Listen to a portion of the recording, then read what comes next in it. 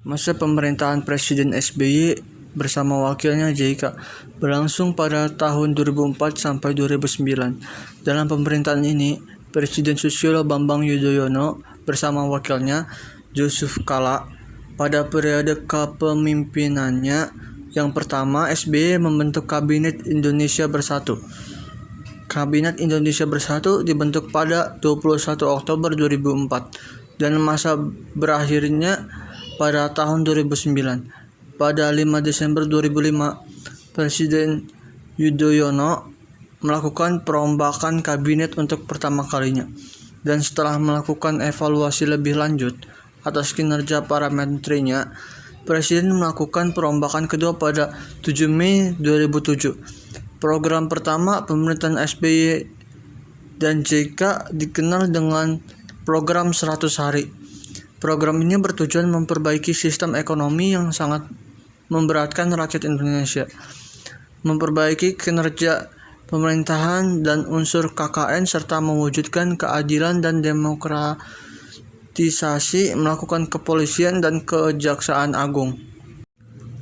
Pada pemilu 2009, SBY kembali menjadi calon presiden bersama pasangan barunya yaitu Budiono dan kembali terpilih sebagai Presiden Indonesia.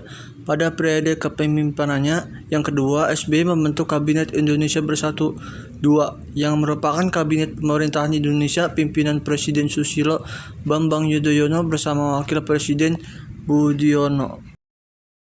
Awal mula SBY ditunjuk sebagai Menteri Pertambangan dan Energi. Pada era pemerintahan Gus Dur, SBY terpilih jadi Presiden Indonesia ke-6 dan jadi Presiden pertama yang terpilih secara langsung pada 2004. SBY berhasil menyelesaikan masa jabatannya 5 tahun pada 2004 sampai 2009 dan terpilih kembali 2009 sampai 2014. Dalam kepemimpinannya, SBY melakukan kebijakan politik diantaranya 1. Pembentukan Kabinet Bersatu.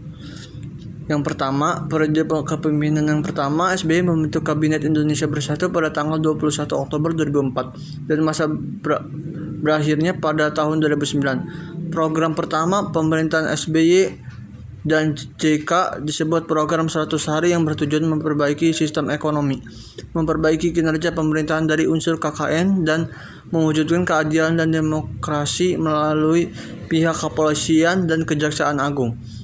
Yang kedua, pembentukan Kabinet Bersatu II. Pada pemerintahan SBY yang kedua, SBY membentuk Kabinet Indonesia Bersatu II. Susunan kabinetnya berasal dari usulan parpol pengusul pasangan SBY Budiono yang mendapat kursi di DPR, Partai Demokrat, PKS, PAN, PPP, dan PKB. Ditambah Partai Golkar. Susunan kabinet diumumkan oleh Presiden SBY pada 21 Oktober 2009 dan dilantik sehari setelahnya.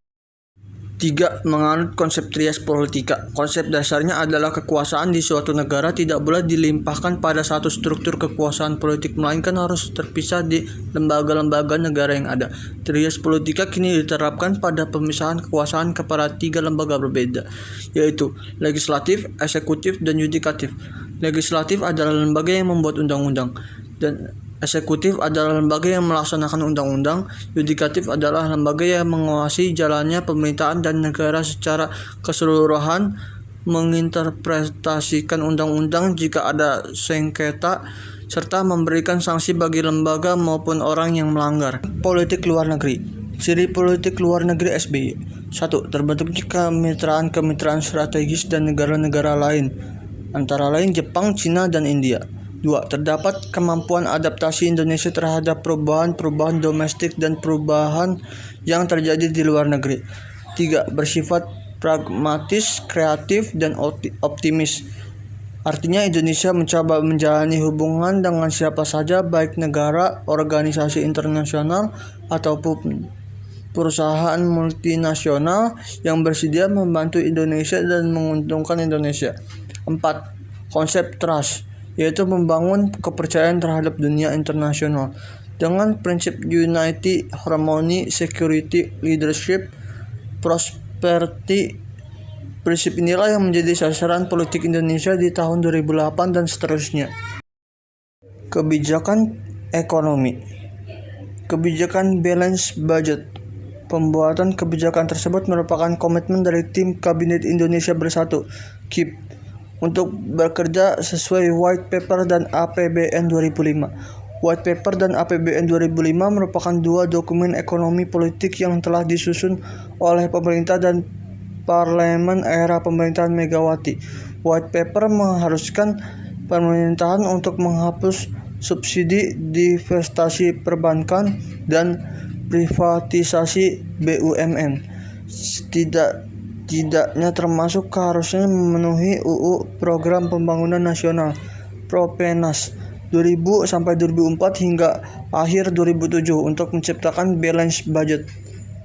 2. Kebijakan para menteri ekonomi yang lebih mengusungkan prinsip privatisasi. Konsep ekonomi neoliberal sudah diterapkan dan dijadikan rujukan untuk dasar pembangunan ekonomi Indonesia.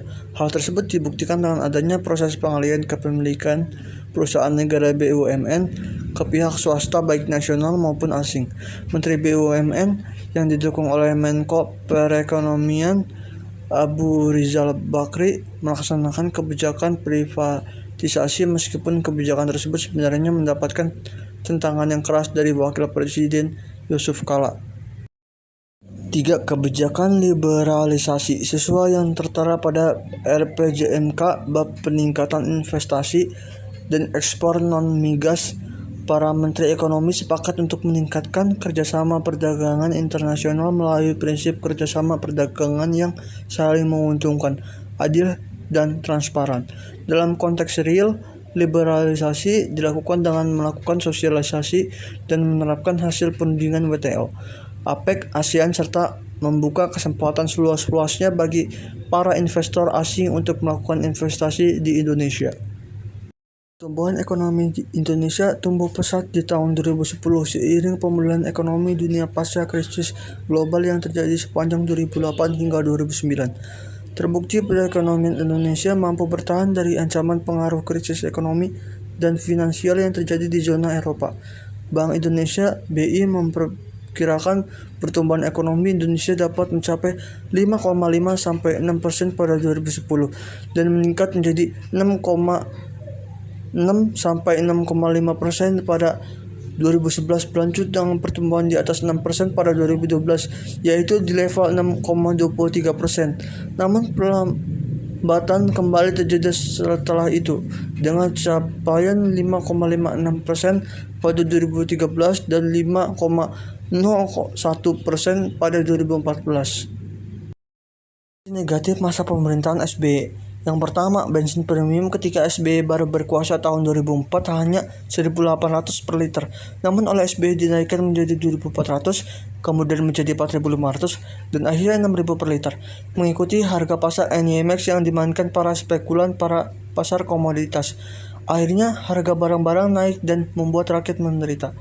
Yang kedua, pada zaman SBY Indonesia tetap belum dapat mandiri. Lebih dari 90% migas Indonesia dikelola oleh negara asing untuk pertambangan emas, perak, dan tembaga. Perusahaan asing mendapat 85%. Yang ketiga, kebijakan ekonomi neoliberalisme yang ditekan IMF dan Bank Dunia yang membuat Indonesia sangat bergantung pada luar negeri. Adapun kelebihan kebijakan hukum pada masa pemerintahan SBY. Pemerintahan SBY dapat membangkitkan semangat dan solidaritas kemanusiaan sampai tingkat internasional untuk memberikan bantuan bagi para korban bencana selain penggunaan instrumen hukum untuk menanggulangi bencana alam melalui Undang-Undang Nomor 24 Tahun 2007. 2. Pemberantasan terorisme yang sampai saat ini berlangsung bisa jadi merupakan salah satu kelebihan pemerintahan SBY yang seolah tidak kenal kompromi terhadap para pelaku terorisme. Hal ini juga didukung oleh latar belakang SBY dari jajaran militer. 3. Usaha pemberantasan korupsi dengan KPK.